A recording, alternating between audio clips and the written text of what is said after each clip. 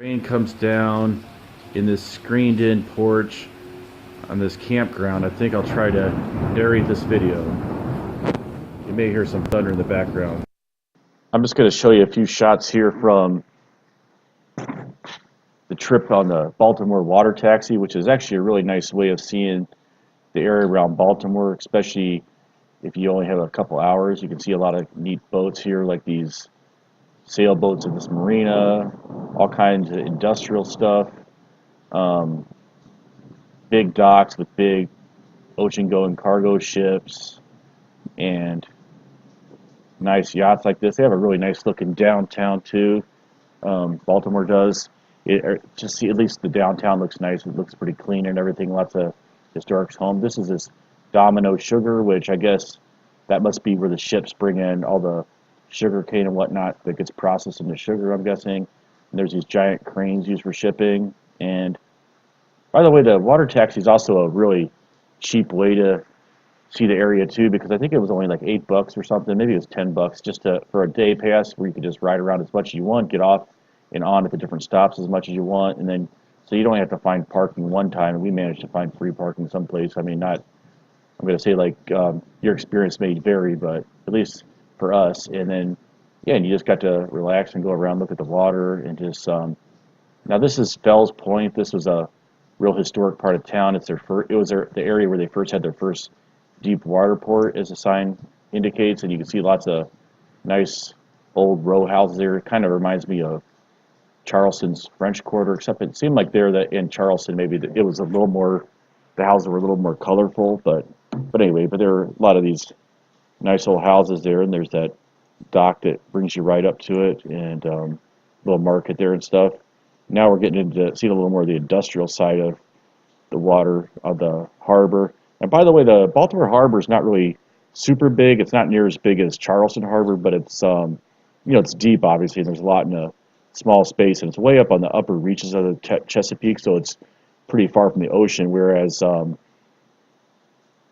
Charleston Harbor is like right off the ocean. You can see the ocean right from there, just past Fort Sumter. But here, this is way up on the Chesapeake, which the Chesapeake being an interesting body of water because it's such a big inlet, so that's why it was key. It's been key to shipping in America's past because so many different nice places for deep water ports. And back in the old days, there was also lots of plantations that were all along it that had actually their own port. By the way, you could probably hear the thunder in the background right now. I'm thinking. These are some nice ships here that we came up. These ones had the cranes built onto them, so I think they'd call those self-loading boats because they have the cranes already built onto them, as opposed to the ones that have to use the cranes that come from the shore instead.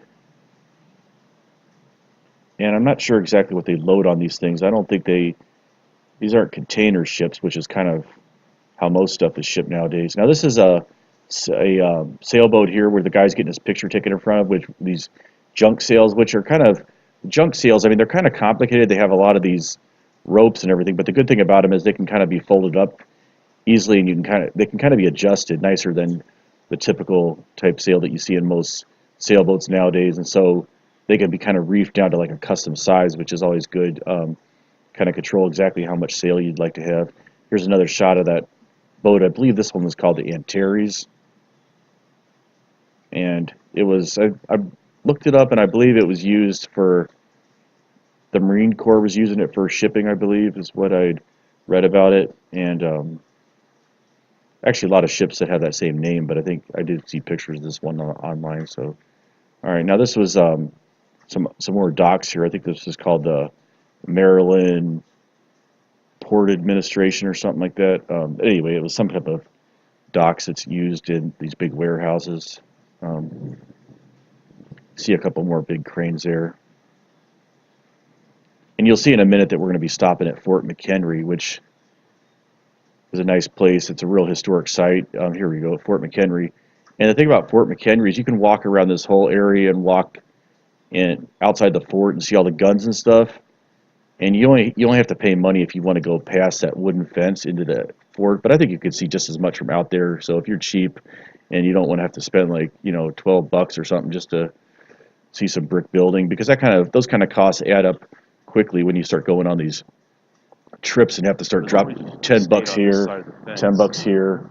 It just, yeah, you have to, that those kind of costs can add up, and you just get tired of having to, like, every time you turn around, especially when you got on the East Coast where you got these turnpikes like every 5 miles. So I mean, it's just the money starts adding up quick.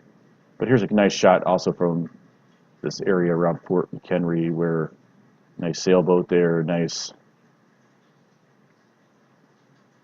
tour boat, I guess is what that is. And now we're getting by that area, okay, by the submarine, and I don't know the name of the submarine, but I think you saw for a second. There's also, okay, yeah, there you go. There's that area where they rent out like these paddle boats that these kids go on, and yeah, so it's a nice little. You see, it's really a nice looking downtown. And there's a USS Constellation, not to be confused with the Constitution, which is better known, but it's one of these frigates that was it used in the Revolutionary War? I believe it was, but if not, at least the War of 1812. And they were just known to be about the most, kind of like the battleship of that day, just the really powerful boat. And we didn't have a lot of them, but we still managed to cause a fair amount of damage against the British using those. It's pretty similar. I mean, it's a frigate. It's similar to the USS Constitution, which is in Boston Harbor, which I'll be eventually posting some videos of that. But yeah, just a nice little wooden ship. Those cannons there. I think that's actually not a lot of cannons. For a lot of these old boats had old warships had a lot more cannons, but I think maybe these are just like big cannons. And then yeah, but look at all that rigging. I wouldn't want to have to be the one guy who has to climb up there and then get, a lot of people died from getting knocked off those things back in the old days. And you'll see as we get around the back that it was being, a lot of work's being done to it. Like basically pretty much these old boats are always repairing them, so there's always something. But you can see that there's, in a second, that, okay, all that scaffolding, and you can see that there's some places to see where some of those boards are missing, got tore up or whatever. You can see they're working on those.